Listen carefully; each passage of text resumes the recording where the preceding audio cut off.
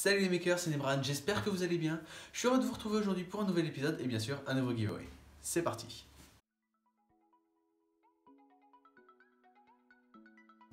Et cette fois, l'inspiration ne me vient pas d'une série de jeux vidéo ou d'une série de grands films à succès, mais tout simplement de YouTube.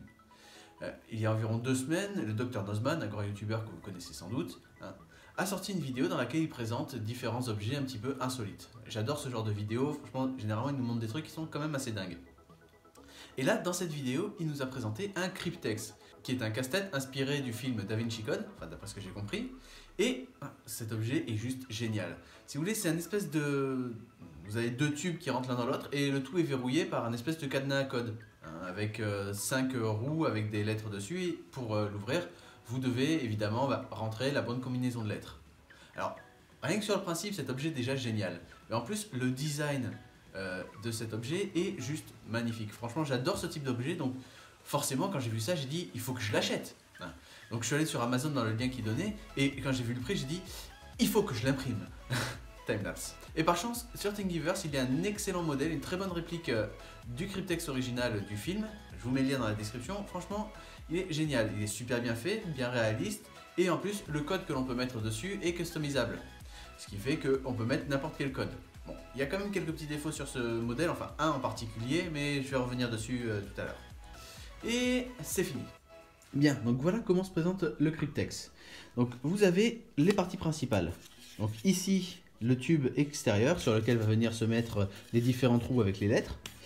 Le tube intérieur qui se glisse à l'intérieur du tube extérieur. Et vous voyez dessus, il y a 5 pins. Ces 5 pins sont imprimés séparément. Alors, au niveau de l'impression de ces pins, bon, faut les imprimer avec tout le reste. Sinon, imprimer des autres petites pièces, c'est pas une bonne idée. Mais surtout, niveau tolérance, j'ai vu mieux. J'ai passé un bon moment à les limer, chacune d'entre elles, et à les découper un petit peu avec un couteau de précision pour essayer d'enlever un petit peu de matière et pouvoir les rentrer. Par contre, là, maintenant, c'est mis, ça tient sans colle. J'arriverai pas à le retirer. Bon. Et ensuite, on a une pièce de décoration, c'est tout simplement ce qui va à la fin du Cryptex, de l'autre côté. Et on a le mécanisme principal. Il est composé de 5 roues extérieures sur lesquelles vous avez les lettres. Je ne sais pas si on voit bien d'ici. Voilà. Et 5 roues intérieures.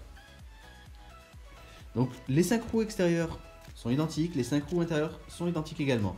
Le mécanisme fonctionne grâce aux roues intérieures. Les roues extérieures sont juste là pour la déco. Donc elles sont composées comme ça. Vous voyez, il y a plusieurs petits crans. Ça, c'est juste pour avoir un petit son, vous savez, le cliquetis quand on fait tourner la roue. Et vous avez, le plus important, une encoche ici. C'est cette encoche qui va permettre de faire passer les pins. Et en gros, comment ça marche? Il suffit d'aligner chaque encoche de chaque roue avec les pins pour pouvoir retirer l'objet. S'il y a une seule encoche qui ne passe pas, on ne pourra pas le retirer. Donc maintenant, on peut donc choisir le code qu'on veut. C'est l'avantage qu'il y a avec ce modèle. On peut choisir le code qu'on veut. Donc comment on fait? Il suffit tout simplement d'aligner cette encoche avec la lettre que vous voulez. Et ensuite, on insère. Voilà. Donc là, ça rentre plutôt facilement, mais j'ai un peu travaillé le truc. Brut d'impression, c'est relativement compliqué à insérer. Et tant mieux, parce qu'au moins, ça bougera pas. Bon, il y a peu de chances que ça bouge, mais voilà. Donc là, on peut facilement customiser le code avec un peu de passage, parce que c'est pas la première fois que je les retire. On peut facilement les retirer, donc on peut changer le code. Donc ensuite, il nous reste juste qu'à tout assembler. Et on a cette dernière pièce, toute petite, ici. Il y en a 5. Elles vont se mettre ici, sur le tube extérieur. En gros, c'est la petite partie qui va faire le bruit du cliquetis quand ça va tourner. Tout ce qu'il suffit de faire, c'est le mettre en place, insérer la roue dentée, un peu appuyer dessus parce que sinon ça passe pas, et ensuite, voilà, ça fait cliquetis, et en plus ça tient le tout en place. Bon.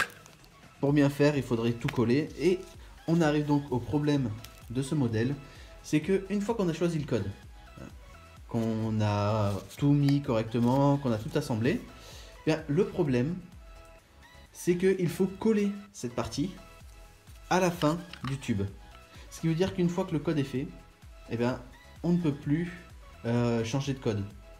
C'est-à-dire qu'une fois qu'on a rentré le premier code, qu'on a mis les lettres qu'on voulait, qu'on a tout mis, eh bien, on ne peut pas tout démonter une nouvelle fois pour changer le code, puisque tout est tenu. Ces petits cliqueurs, on ne peut pas juste tous les mettre et rentrer toutes les roues à la fois. Non, on est obligé d'en mettre un, rentrer la roue, mettre l'autre, rentrer la roue, et pour que ça tienne bien, il faudrait le coller. Hein. Donc, ça, c'est un problème parce que bon, du coup, une fois qu'on a collé les cliqueurs, on ne peut plus sortir les roues. Donc là, c'est encore un problème. Alors bien sûr, on peut utiliser de la colle chaude, vous savez, les pistolets à colle. Hein, ça tient bien, relativement bien, mais une fois qu'on veut le retirer, il suffit de forcer un petit peu et ça part facilement. On pourrait utiliser ça pour verrouiller tout ça et comme ça, on pourrait facilement retirer le modèle et changer une nouvelle fois le code. C'est faisable. Hein. C'est faisable. Alors, il existe aussi un modèle de cache, j'ai pas encore eu le temps d'essayer, qui vient se mettre sur le tube extérieur, là, et qui en fait a 2 trous, et il faut faire 2 trous là-dessus, et ça permet de visser en fait le cache là-dessus. Ce qui fait que quand on veut assembler tout ça, on met toutes les roues dentées, tout ça, on met 2 vis en passant par là, et comme ça, si on veut changer le code, il suffit de tout dévisser et on peut retirer. Voilà. Donc maintenant, on va voir à quoi il ressemble quand il est monté, parce que je vous montre les pièces détachées, mais c'est pas très drôle comme ça. Donc une fois qu'il est monté, ça donne ça. Et voilà, donc là, le Cryptex est monté. Donc, vous pouvez voir, bon, il est en violet et un peu de gris, parce que j'avais plus de filament. Donc il est mis, voilà. Si je tourne une roue, hop, vous voyez, ça fait clic, et ça ne veut plus sortir. Alors j'ai mis un peu de colle chaude ici, mais ça tient pas super bien. Alors attendez, il faut que je retrouve le code maintenant pour l'ouvrir, parce que forcément... Alors...